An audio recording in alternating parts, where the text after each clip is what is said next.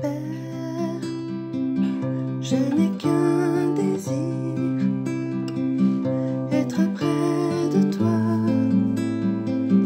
et sentir tes bras. Père, tu as envoyé ton Fils bien-aimé pour quiconque croit.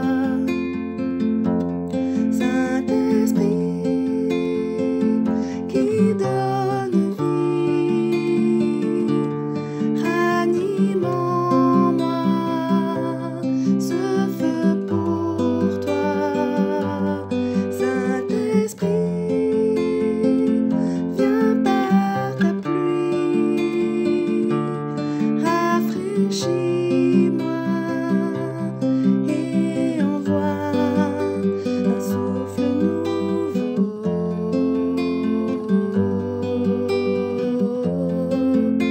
Un souffle nouveau,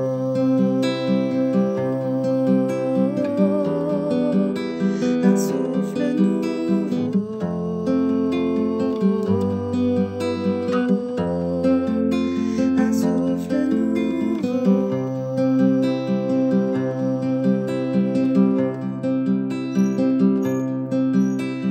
Père, je n'ai qu'un désir, rester près de toi, écouter ta voix. Oh Père, tu m'as tout donné et c'est à tes pieds que je veux rester. Saint-Esprit, qui donne vie, ranime en moi ce feu pour toi.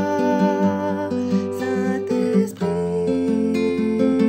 viens par ta pluie, rafraîchis-moi et envoie un souffle nouveau,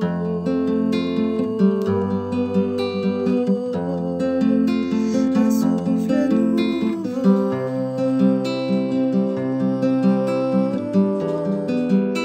un souffle nouveau,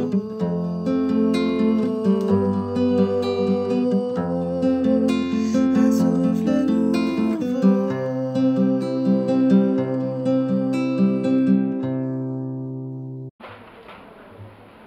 Le thème de ma prédication, c'est un sujet pas spécialement facile, mais pas impossible. C'est prendre la décision, si on ne l'a pas encore faite, ou si on l'a faite, la refaire, prendre la décision de ne pas se souiller, avec les choses qui ne plaisent pas au Seigneur, des choses que Dieu rejette par ailleurs. Et nous avons dans la Bible des exemples, je ne vais pas dire en grand nombre, mais nous avons des exemples très marquants d'hommes et de femmes qui se sont engagés à ne pas se souiller avec le péché, se souiller avec des choses que Dieu rejette par ailleurs. J'ai remarqué ces longs derniers temps, qu'il y avait pas mal de gens qui, je parle ici au niveau neutre, pas forcément croyants, qui ont fait des choses pas belles. On a triché, on a volé, même des représentants du gouvernement européen, ils ont fait des combines pas très nettes, pas très beaux, je ne donne pas de nom, vous les connaissez comme moi. Et je me dis, tiens, qu'est-ce qui motive ces gens à tricher, à mentir, à voler, à détourner de l'argent? Ils en ont pourtant beaucoup. Qu'est-ce qui les motive? Qu'est-ce qui motive aussi parfois des chrétiens, des chrétiennes, des anciens, des anciennes dans des communautés à faire des choses que Dieu n'approuve pas? Et puis, tout simplement, nous, pourquoi parfois, on se dit, mais enfin, pourquoi j'ai dit ça? Pourquoi j'ai fait ça? Pourquoi je me suis emporté pour cette raison ou pour une autre raison? Qu'est-ce qui m'a poussé ou pourquoi j'ai fait cela? Pourquoi? Daniel, vous connaissez le prophète Daniel, un homme remarquable, a connu cette tentation aussi. pas seulement lui d'ailleurs.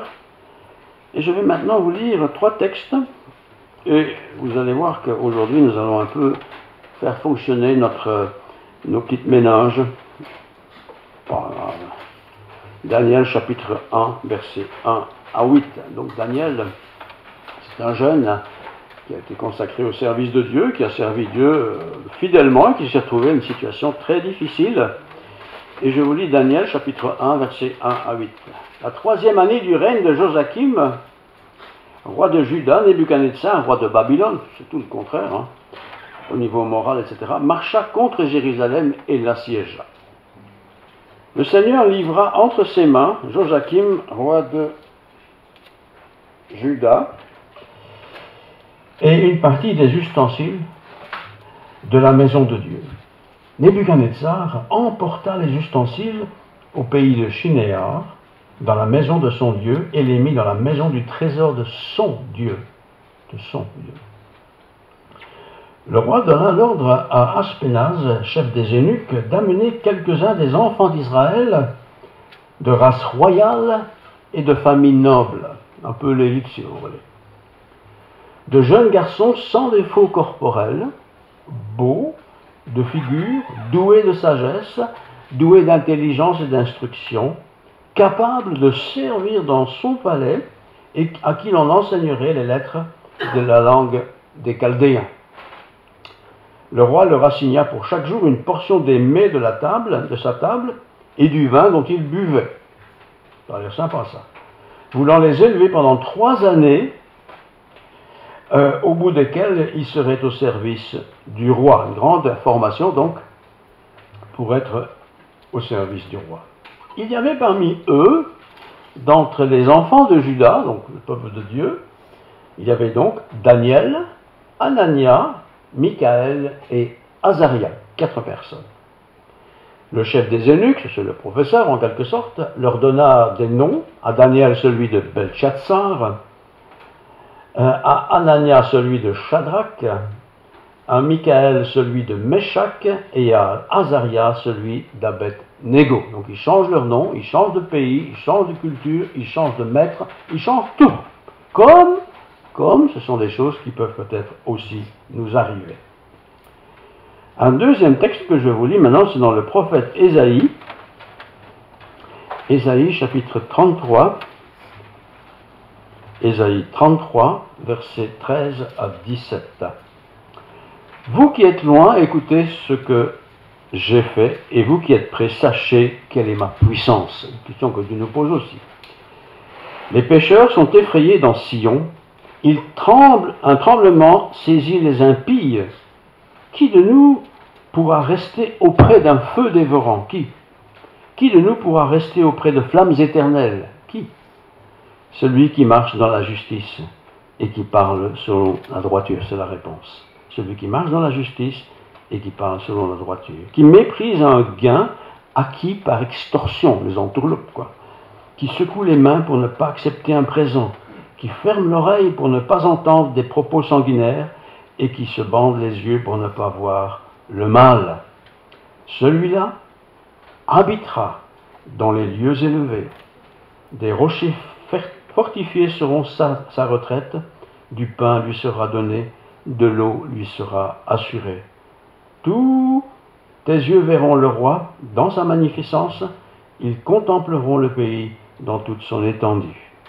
Et puis une troisième lecture dans l'épître de Pierre, 1 Pierre 1, 14 jusqu'à 19, 1 Pierre 1, 14, comme des enfants obéissants, ne vous conformez pas aux convoitises que vous aviez autrefois, quand vous étiez dans l'ignorance.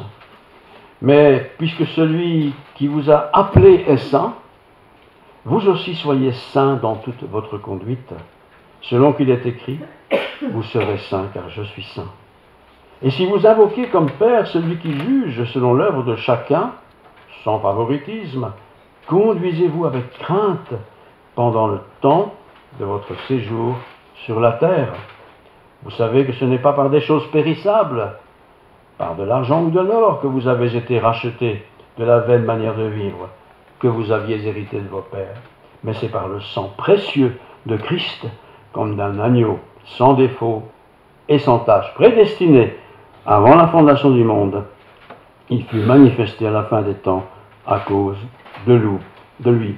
Par lui vous croyez, par lui vous êtes ressuscité, par lui vous êtes glorifié.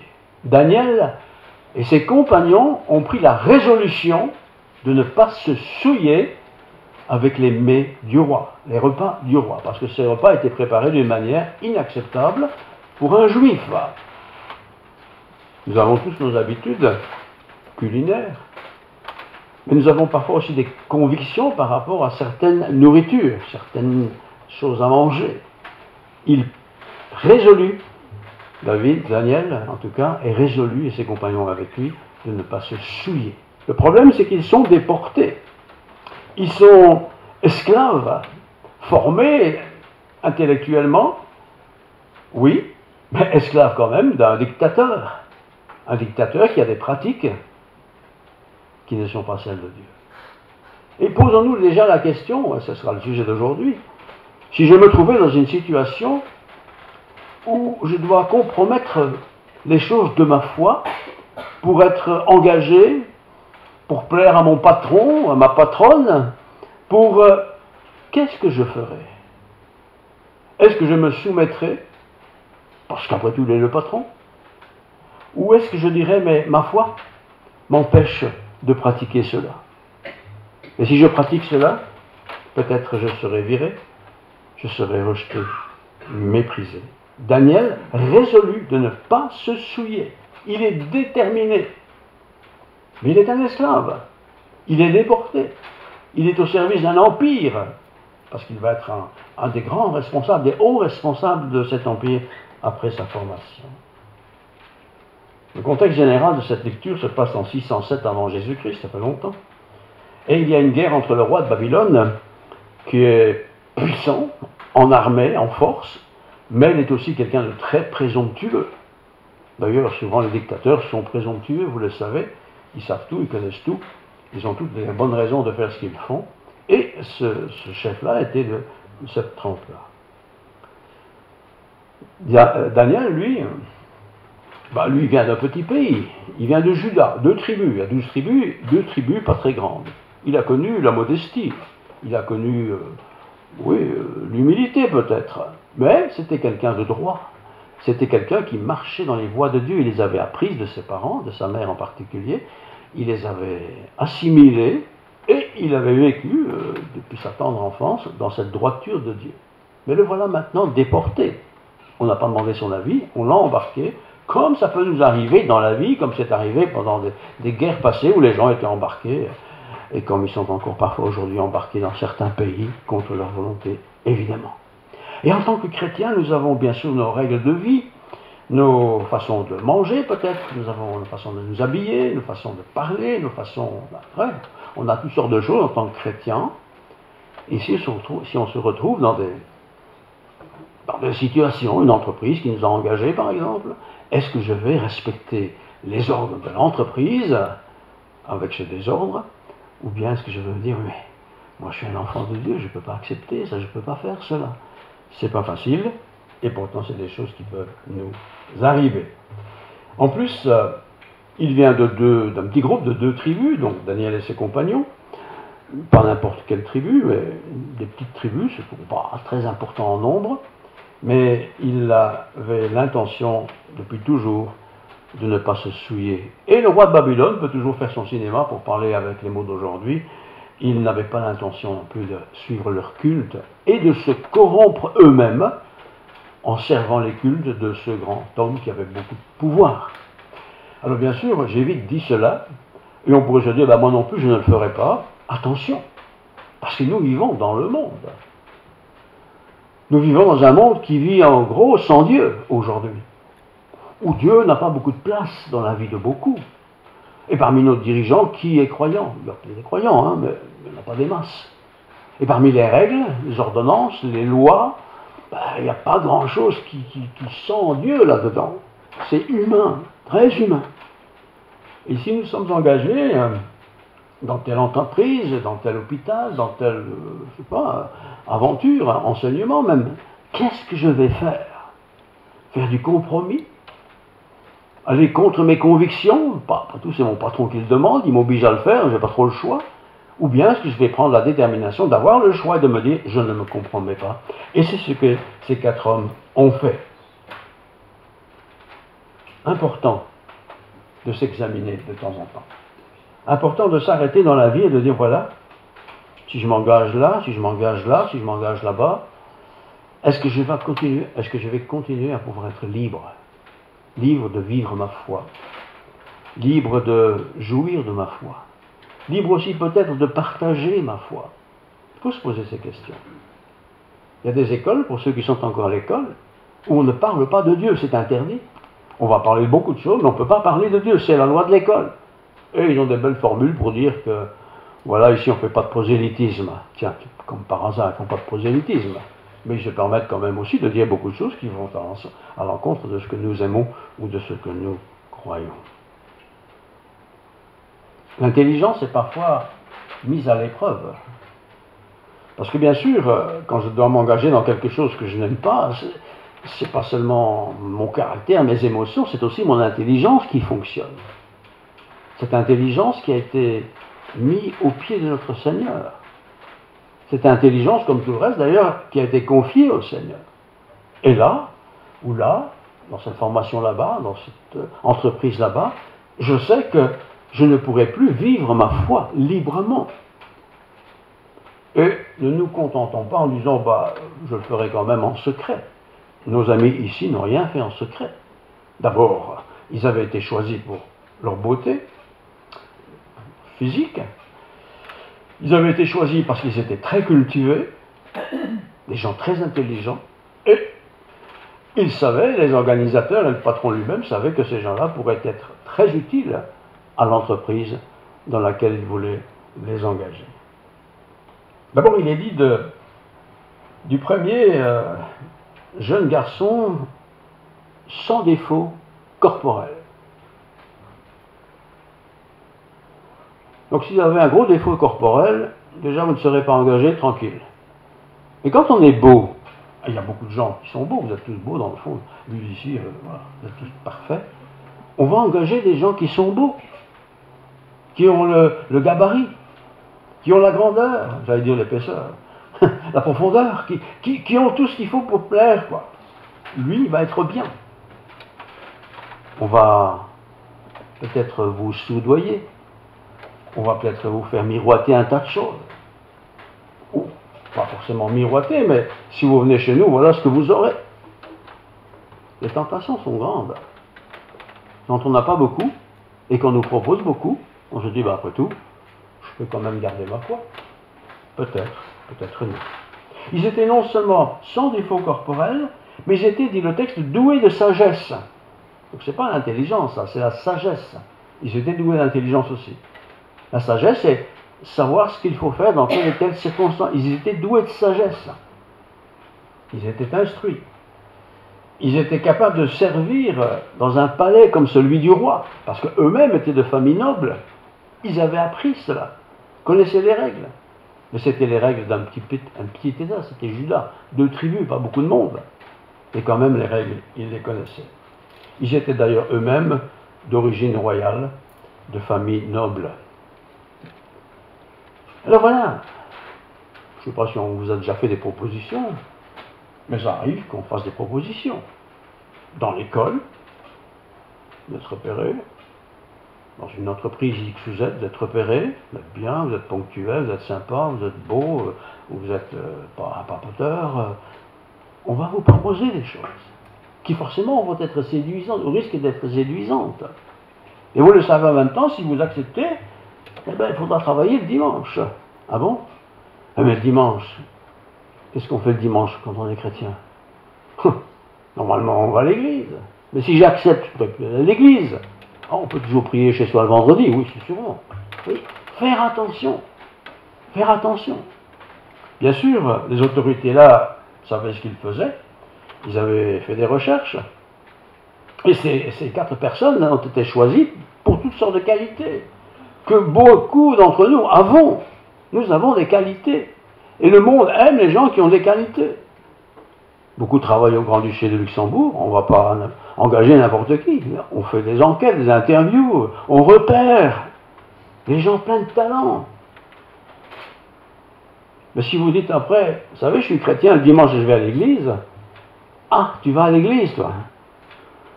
Ils savent très bien que si tu vas à l'église, tu es quelqu'un d'honnête. Ah ben justement, pas de chance pour toi, mais moi je voulais justement t'engager pour être malhonnête, pour faire tourner la boutique, vous voyez? Ah oui? Je n'ai pas dit aussi net que ça, mais c'est ce que ça veut dire en fait. Et si on vous questionne, je dis, mais moi je ne peux pas accepter ça. Oui, mais je vais gagner beaucoup plus. Ma femme sera contente, ou mes parents seront contents, ou moi je serai content. Oui, mais si ça fait un compromis dans ma vie, est-ce que je vais accepter ça parce que je vais avoir plus? Tu auras même 2 voitures, une pour toi et une pour ta femme. La société paye. Oh, si elle paye, alors là. Vous voyez, c'est séduisant ça. Et qu'est-ce qu'ils vont nous demander en contrepartie?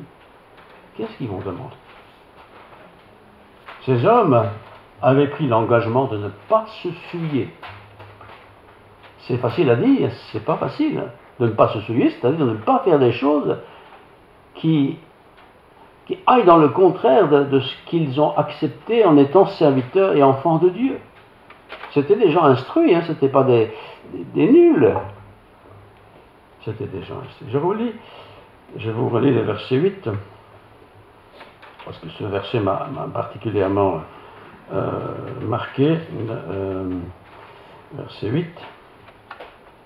Voilà. 2:8. Le roi reprit la parole et dit, je m'aperçois en vérité que vous voulez gagner du temps parce que vous voyez que la chose m'a échappé. Si donc... Merci, il me semblait que j'étais pas à la bonne page. Oui, faire attention quand même. J'aime quand on suit. 1:8. Daniel résolut de ne pas se souiller par les mets du roi. Les mets du roi, c'était pas le paquet de frites, hein. J'imagine, c'était, vous savez, les repas avec 15 assiettes, là. Hein? Et par le vin, c'était pas le vin du GB non plus, hein. J'imagine, pas la caisse de 5 litres. Les mets du roi, le vin du roi.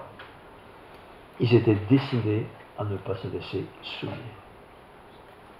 Ils avaient, en tant que juifs, toute une série de restrictions de nourriture. Ils les connaissaient, c'était la loi de Dieu. Ils n'auraient jamais mangé de cochon. Ils n'auraient jamais mangé de viande avec son sang, jamais. Tout ça devait être fait d'une manière très précise. Ils avaient appris cela. Mais s'ils étaient esclaves, qu'est-ce qu'ils pouvaient bien dire? Ils n'avaient qu'à suivre les règles, mais ils avaient pris la résolution. Et quand on prend une résolution, frères et sœurs, avant que ça n'arrive, les choses sont plus faciles. Parce que quand elles se présentent, on se dit, mais moi je ne peux pas marcher là-dedans, je ne peux pas marcher dans cette conduite. Et je ne vous parle pas de toutes les fois où les patrons eux-mêmes proposent des solutions combinardes. Bon, écoute, 14e mois, mais pas déclaré. Hein. Ah bon? Pourquoi on ne déclare pas? Ah ben parce que, je sais pas, parce que quoi? On ne déclare pas. Ah bon? Mais moi je dois déclarer ça, je ne peux pas tricher. C'est ça, ne pas entrer dans une voie qui déplaît à Dieu. Et ces hommes-là ont pris cette résolution. Pourtant, ils sont esclaves, ils n'ont pas grand-chose à dire. Mais ils étaient importants, ils avaient été choisis pour leur intelligence, pour leur culture, pour leur beauté de visage même. Mais ils avaient pris la résolution. Je pense qu'il est bon aussi pour nous de réfléchir un peu, de temps en temps. Et quand on est jeune, peut-être plus particulièrement, de dire, tiens, est-ce que pour avoir une telle place, je suis prêt à faire un compromis? Un compromis, par exemple, avec ma foi, avec ma religion, avec ce que je crois être fondamental. Si je dis non, moi je ne pourrais pas, c'est pas possible. Là, je vais gagner autant, beaucoup plus que ceux que j'ai maintenant, bah tant pis, hein, je ferai attention. Non, ils ont pris la résolution. Ils n'ont pas choisi, on les a embarqués, mais ils ont pris la résolution de ne pas entrer dans le compromis. Quel homme ce Daniel! Et quel homme aussi ses compagnons.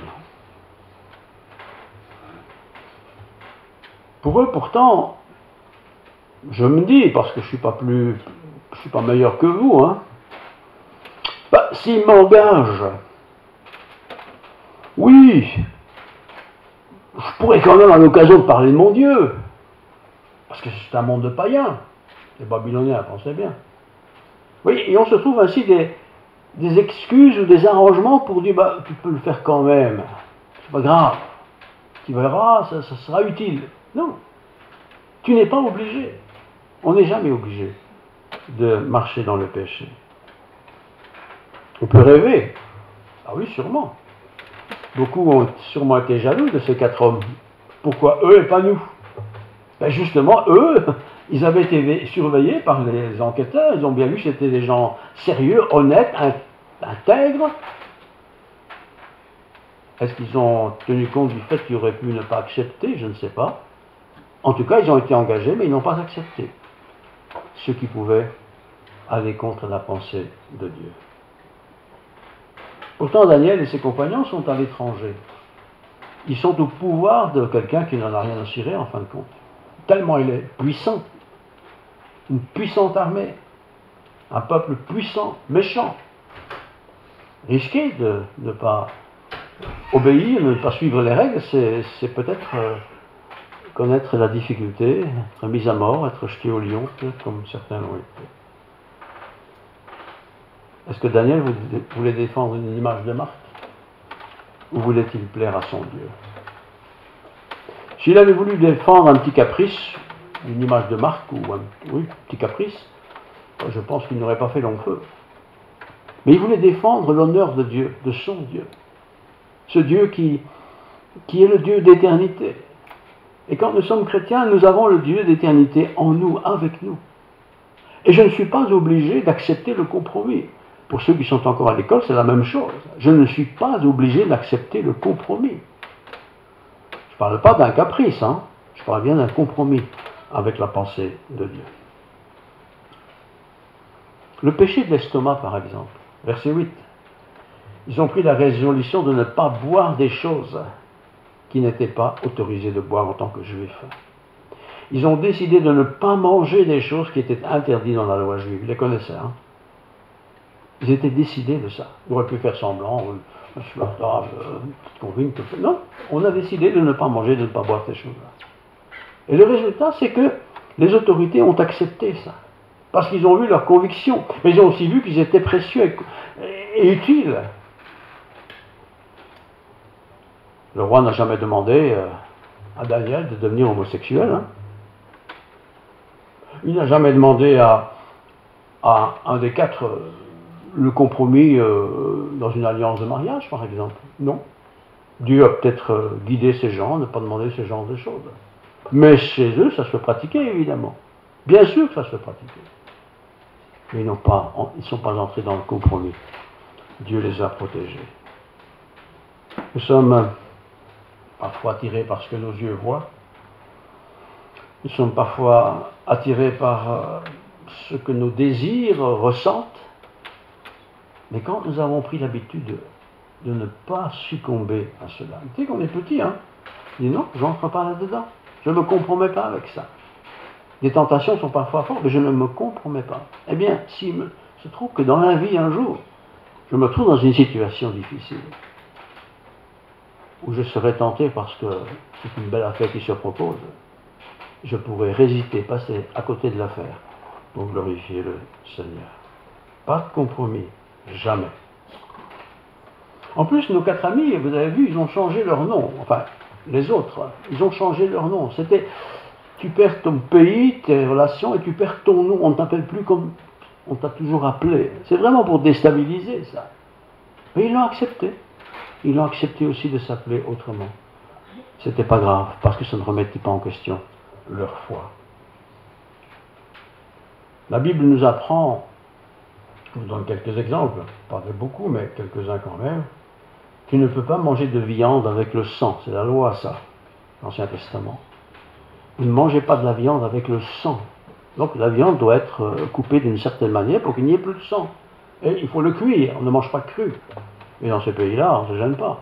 Mais ils étaient résolus, ils ne l'ont jamais fait. Et on ne leur a pas imposé non plus. Les animaux qui étaient sacrifiés devaient être absolument saignés. Donc il fallait que tout leur sang sorte de leur corps. Ils ont dû vérifier ça. Ils ont dû aller voir, ils ont dû se renseigner. Mais ça aussi, ça a été accepté. Ils n'ont jamais mangé de viande dans laquelle il y avait encore du sang. Vous voyez ? Ils devaient aussi, bien sûr, ne pas manger de porc, ni de manger de cheval, c'était interdit ça. Mais toutes ces pratiques-là, les autres les avaient, mais eux ne voulaient pas. Les cuissons, eh bien, ça devait être aussi cuit d'une certaine manière. Vous savez que ça a été restrict dans le judaïsme. Pas de cuisson de viande avec du laitage dedans. On ne mélange pas les choses. Vous voyez? Et le vin. Vous pouvez boire du vin, mais pas n'importe quel vin. On a tous ces détails dans l'Ancien Testament. Certains chrétiens, d'ailleurs, suivent ça très, très scrupuleusement, parce que si c'était vrai pour les Juifs, ça doit être vrai pour nous. Oui, à la différence près, c'est que nous sommes morts en Christ à toutes ces choses. C'est pas ça qui nous sauve. Maintenant, soyons concrets. Peut-être vous dites, mais moi je me suis déjà souillé dans ma vie. Je suis déjà dans le compromis. J'ai fait un mariage de compromis, par exemple. C'est fait, hein, je vais pas... c'est fait. Qu'est-ce que je continue à faire? Ou est-ce que je ne continue pas? Je connais des gens qui ont dit, moi je suis devenu chrétien, moi je me sépare de ma femme. Authentique ce que je vous dis. Hein. Je dis, mais pourquoi? Parce qu'elle n'est pas chrétienne. Ah, mais tu l'as épousée, oui, mais j'étais pas chrétien non plus. Maintenant je suis chrétien, et je veux... Non, ça va pas comme ça. C'est un peu trop facile, ça. Faire attention de ne pas se séparer de choses qui sont le fruit d'une réflexion complètement humaine, mais qui n'a rien à voir avec Dieu. Tu ne te sépareras pas de ta femme, de ton mari. Même si elle n'était pas chrétienne ou si elle était chrétienne. Tu ne le fais pas. Tu as fait alliance, tu respectes cette alliance. Daniel et ses compagnons n'avaient pas fait ce genre d'alliance, bien sûr. Alors, je voudrais vous lire quand même, dans Daniel encore, le chapitre 3, verset 12. Voilà. Vous me suivez bien, ouais? Oui, ça va. 3.12. Or, il y a des Juifs à qui tu as remis l'intendance de la province de Babylone, Shadrach, Meshach et Abednego. Hommes qui ne tiennent aucun compte de toi au roi. Ça, c'est les rapporteurs. Hein. Ils ne servent pas tes dieux et ils n'adorent pas la statue d'or que tu as élevée. Voilà. Le roi est informé que ces 4 personnes font exactement le contraire de tout ce que tout le monde fait. Or, il y a des Juifs à qui tu as remis l'intendance de la province de Babylone, c'est pas rien. Shadrach, Meshach, Abednego. On remarquera qu'ils ont changé leur nom. On a mis un nouveau nom, qui n'est pas leur nom d'origine. Hein, et qui ne tiennent aucun compte de toi au roi. Ils se fichent de lui, quoi.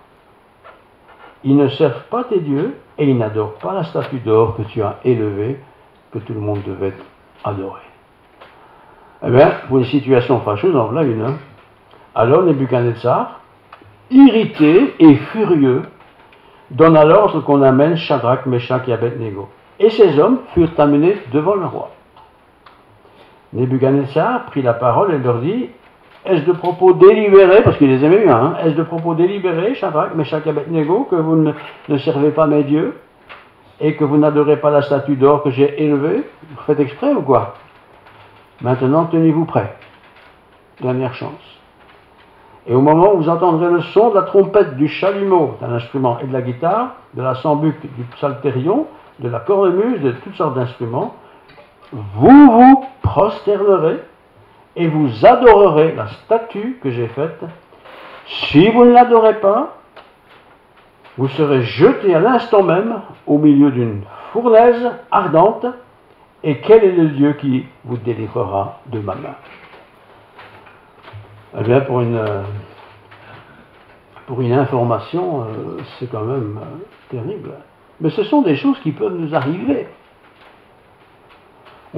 On va peut-être pas nous tuer si on n'est pas d'accord, mais on va peut-être drôlement nous ennuyer, ne fût-ce que perdre son emploi, ne fût-ce qu'avoir une réputation qui soit fausse.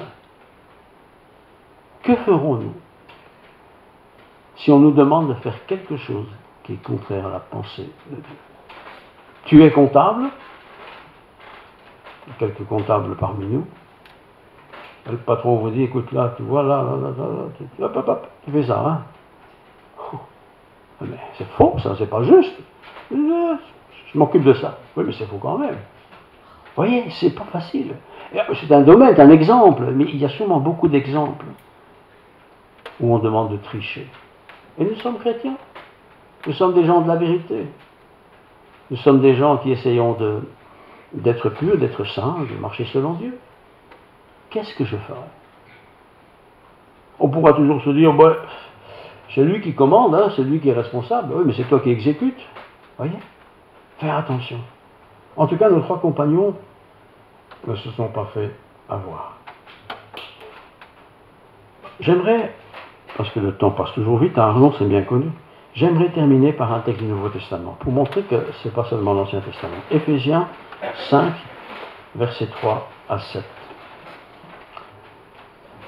Que la débauche, donc c'est le Nouveau Testament, hein, que la débauche, ni aucune impureté, ni la cupidité ne soient même nommées parmi vous, ainsi qu'il convient à des saints. C'est une lettre à chrétiens, adressée à des chrétiens qui sont à Éphèse. Ce n'est pas des païens là, qui reçoivent cette lettre, c'est des chrétiens. Et ce n'est pas parce qu'on est chrétien qu'on ne risque pas d'être confronté un jour ou l'autre à des situations pas possibles. Donc je redis, que la débauche, ni aucune impureté, ni la cupidité ne soient même nommées parmi vous. Vous n'allez pas parler de ça. Ce n'est pas votre affaire. Ce n'est pas votre vie. Ainsi qu'il convient des saints. Il y a des choses que le chrétien ne doit pas parler. On n'est pas aveugle, on sait que ça se passe, mais je n'ai pas parlé de ça parce que ce n'est pas mon affaire. Qu'on n'entend ni parole grossière. Hein? Parole grossière, vous voyez ce que je veux dire, hein? Je ne vais pas vous montrer le dire, mais vous le devinez. Que on n'entend ni parole grossière, ni propos insensés ou équivoques. Vous savez, petite blague là. Choses qui sont contraires à la bienséance. Ça ne doit pas exister dans notre monde de chrétiens. Voyez? Qu'on entende plutôt des actions de grâce. C'est ce que Daniel a fait avec ses compagnons. Ils étaient dans un monde autoritaire, mais ils n'ont pas fait de compromis. Et je suis certain dans leur langage, ils n'ont pas fait de compromis non plus. Et nous, je suis dans la vie comme vous, hein. Parfois on se laisse avoir, parfois on écoute une bonne blague, et la blague se termine d'une manière pas sympathique, et vous êtes là, vous dites, mais qu'est-ce que j'ai encore écouté cette histoire qui est complètement déplacée, quoi. Alors tout le monde rit, vous devez rire aussi, parce qu'ils vont demander pourquoi vous n'auriez pas, si on serait capable de dire, tu veux que je la raconte encore une fois ou quoi? C'est pas facile.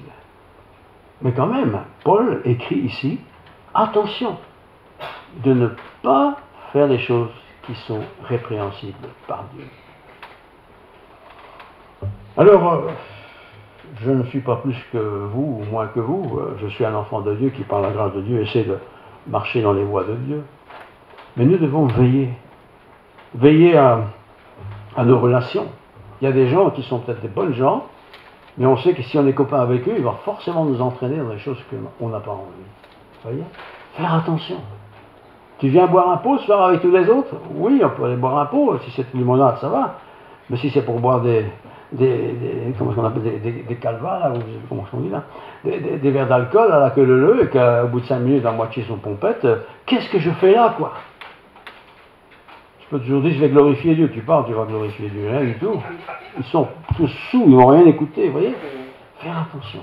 Et David et ses compagnons, Daniel et ses compagnons ne se sont pas compris, et c'est pas un jour, hein, ils sont restés longtemps là. Et en fin de compte, le roi va détecter chez eux des gens sages, qui vont même pouvoir expliquer des songes que personne d'autre n'a pu faire. Parfois ça met du temps. Ça met du temps pour qu'on nous remarque nos bonnes attitudes, notre honnêteté, notre intégrité, notre sérieux. Et un chrétien est appelé à être sérieux, honnête, intègre, juste, sachant que ce n'est pas facile, puisqu'on vit dans un monde qui, justement, ils ne sont pas tous dans ce sens-là. Alors, j'ai lu Éphésiens 5, 3 à 7, je vous lis encore Éphésiens 5, 10 et 11. Examinez ce qui est agréable au Seigneur. Quand vous sentez que l'affaire n'est pas nette ou quoi, ne dites pas oui, oui ou non, non. Prenez le temps d'examiner si cette proposition est agréable au Seigneur. Et ne prenez point part aux œuvres infructueuses des ténèbres, mais plutôt condamnez-les si c'est nécessaire. Être un chrétien, c'est pas facile. On ne fait pas n'importe quoi. Et on se retrouve tous, parce qu'on est dans le monde, parfois dans des situations où nous sommes invités à faire le compromis avec nous-mêmes. Mais est-ce que moi je vais vivre toute ma vie avec un compromis? C'est comme le mariage. Hein. Certains disent, mais elle n'est pas chrétienne, lui il n'est pas chrétien, mais moi je le suis, mais il va venir à Jésus. Quel risque quand on s'engage dans telle voie? On n'en sait rien. Peut-être qu'il va devenir chrétien, peut-être même meilleur chrétien que toi, mais on n'en sait rien. Ne fais pas de compromis. Marche dans les voies de Dieu et tu seras heureux. Et Daniel, son histoire, tout le monde la connaît, il a fait de grandes choses. Il a été au service de Dieu, il a glorifié Dieu par toutes ses bonnes actions ainsi que ses compagnons. Et il nous édifie encore aujourd'hui par une vie formidable. Alors que Nebuchadnezzar, c'était pas un enfant de cœur, il faut le dire. Prions. Seigneur, merci pour ta parole. Ces histoires nous ont été données, elles se trouvent dans ta parole pour nous instruire, pour nous mettre en garde, pour nous prévenir aussi que tout n'est pas facile. Et nous serons souvent confrontés avec des choses qui sont contre nature, qui sont contre ta sainteté, contre tes valeurs. Donne-nous, Seigneur, de ne pas nous laisser avoir, de ne pas nous laisser piéger. Nous ne sommes pas meilleurs que qui que ce soit, mais nous sommes tes enfants, et nous voulons marcher dans tes voies. Alors, aide-nous, secours-nous. Et si parfois il devait arriver que nous sommes dans une situation difficile, où la peur des conséquences nous fait tricher, mentir, donne-nous la force de réagir, car tu seras avec nous, tu nous soutiendras, tu nous béniras. Seigneur, que toute l'assemblée soit bénie, garde-nous du mal, et que toute gloire te revienne. En Jésus-Christ notre Seigneur, nous te prions. Amen.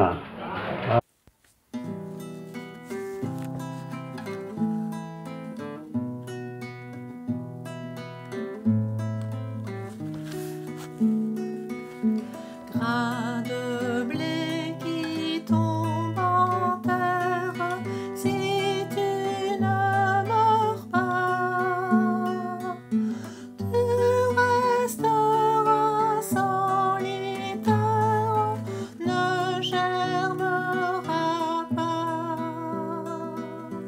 Qui à Jésus s'abandonne, trouve la vraie vie. Heureux l'homme qui se donne, il sera béni. Grain de blé qui tombe en terre,